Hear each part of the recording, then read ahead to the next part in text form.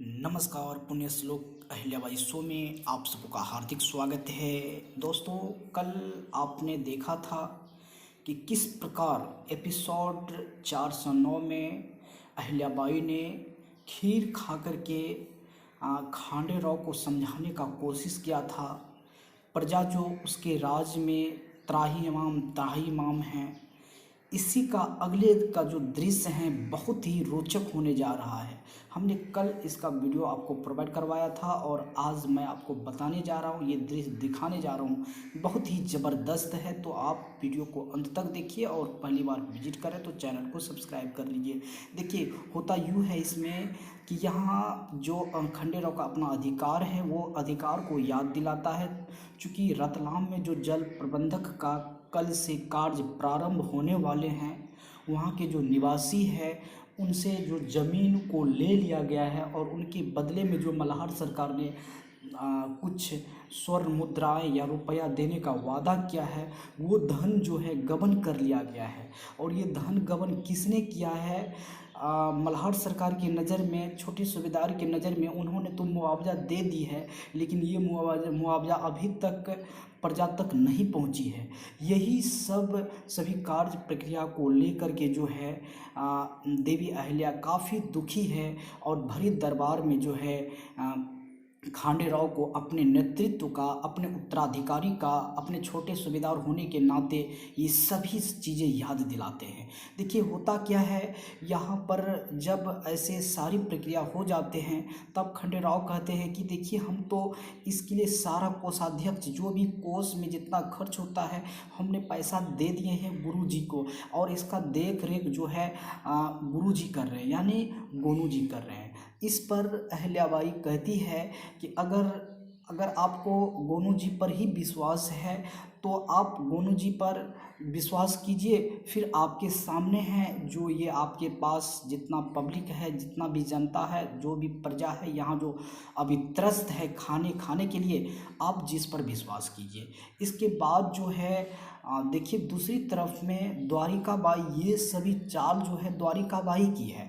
द्वारिकाबाई क्या करते हैं, यमुनाबाई को बुलाती है अपने कक्ष में और यमुनाबाई आती है, उनसे रूबरू होते हैं, कनफुसकी होती है। फिर एक दरबारी को बुलाते हैं, दरबारी को बुलाने के बाद उसको कुछ संदेश देते हैं और संदेश वो होता है कि रतलाम में जो कल से जल प्रबंधक कार्य प्रारंभ हो रही है, उस जल प्रबंधक का देख रेख जो है गोनू जी को दिया गया है।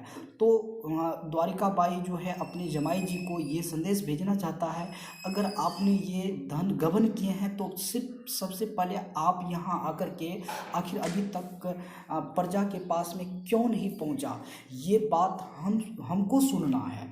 ये ऐसे संदेश किसी को ना मालूम हो। प्रजा जो है वहाँ से जाते हैं, गोनू जी के पास ये संदेश लेके जाते हैं। दूसरी ओर देखिए, यहाँ एक एक अधिकार के पास में, पब्लिक के पास, यहाँ का जो किस्सा है काफ़ी दिलचस्प है। ये दृश्य काफ़ी ही दिलचस्प आपको लगेगा। राज दरबार एकदम भरी पड़ी हुई रहते हैं, जितना भी प्रजा होते हैं त्रस्त रहते हैं। चूँकि यहाँ भोजन बना हुआ है, यहाँ से तो द्वारकाबाई चली गई है अपने कक्ष में, लेकिन गोतमाबाई है, इसके साथ ही तुको जी यहीं अवस्थित है, गोनोबा काका है, देवी अहिल्या हैं, पुत्र जो है पुत्र जो है मालेराव है, पुत्री मुक्ताबाई है। सब बहुत ही खुशी ढंग से विभोर हो जाते हैं खंडेराव अपनी पत्नी की बात सुन करके, और सभी मिलकर प्रजा को अपने हाथों से पूरी बांटते हैं, सब्जियां बांटती है, खीर परोसते हैं और सबको भरपेट खिलाती है। खिलाने के बाद जो है अहिल्या देवी के पास जाती है खंडेराव और अपनी पत्नी से कहती है, आपने आज जो मेरा अधिकार था, जो मेरा नेतृत्व था, आपने मुझे याद दिला दिया। अभी तक प्रजा को ये भी मालूम नहीं है जो ये छोटे सूबेदार हैं, ये हम लोगों का भविष्य का राजा है, भविष्य का यहाँ का उत्तराधिकारी है। ये सभी बातें याद दिलाते हैं। कौन? तो वो अहिल्या देवी प्रजा के पास ले जाते हैं और कहते, देखिए, ये जो आप देख रहे हैं, ये इस राज्य का उत्तराधिकारी है, आपका राजा है, आपका भाई है, आपका पिता है, आपका भाई है। और ज़मीन पर वही बैठा देते हैं और कहते हैं, अगर आपका ये राजा है तो आप सुनिए, यानी अहिल्या देवी जो है अपने पति खंडेराव को कहते हैं, अगर आप उत्तराधिकारी हैं, राजा है, तो जितना भी प्रजा है तो आप इसके मुखारबिंद से सुनिए कि इसका क्या व्यथा है, किसके पास में क्या दुखी है। तब जो है प्रजा कोई बोलने के लिए नहीं चाहता, एक एक करके शांत हो जाते कि कैसे बोले। सिर्फ अहिल्या देवी की ओर नज़र से नज़र मिलाते हुए देखते हैं। फिर अहिल्या देवी समझ जाते हैं कि प्रजा इस संसार का जो है काफ़ी लोकपूर्ण है, इसलिए बोलना तो पड़ेगा, उत्तराधिकारी जो है उन्हीं को। फिर वो अपने पति से कहते हैं, देखिए आप जो है खुद अपने मुखारबिंद से बोलिए, चूँकि आप एक राजा है, राजा से पहले राजा का धर्म होता है अपनी प्रजा का देखरेख करना, और राजा का जो है प्रजा उनके नज़र में पुत्र होते हैं। अगर वो पुत्र होते हैं तो अब एक पिता का फर्ज होता है अपने पुत्र की रक्षा करना, अपने पुत्र की कमियों को, त्रुटियों को ढूंढ कर उसको दूर करना। ऐसे बात पर जो है खंडेराव साहब नीचे बैठ जाते हैं। बैठने के बाद सभी प्रजा से कहते, देखिए अब आप और हम दोनों एक समान हो गए।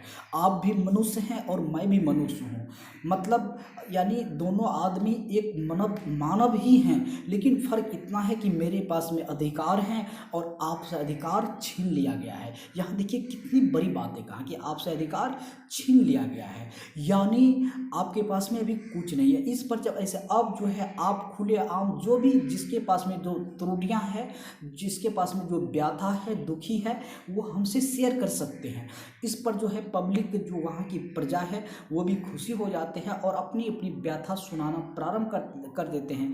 कोई कहता है, देखिए महाराज, आपने यहाँ से संदेश लिया था रतलाम जल प्रबंधक बनाने के लिए कि विकास के लिए काम होगा, हमसे ज़मीन कुछ मुआवजा पर ज़मीन मांग की, हमने दे दिया। कोई बोला कि गाय भैंस जो भी होता है सब अपनी अपनी राय प्रक्रिया दिया। सबका बात सुनकर जो है खंडेराव अवशोषित हो जाता है, अपने आप में समा जाते हैं, समायोजन हो जाते हैं कि इसके साथ बहुत ही अत्याचार हुआ है। और अंत में उन्होंने ये निर्णय लेता है कि ठीक है, अगर आप लोगों के साथ न्याय होगा और वो न्याय मैं खुद करूँगा।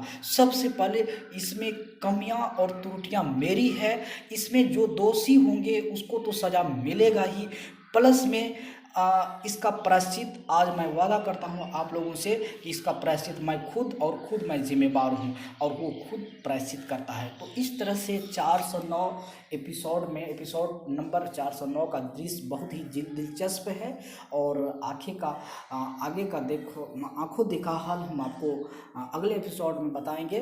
तो वीडियो देखने के लिए धन्यवाद। जय हिंद, जय भारत।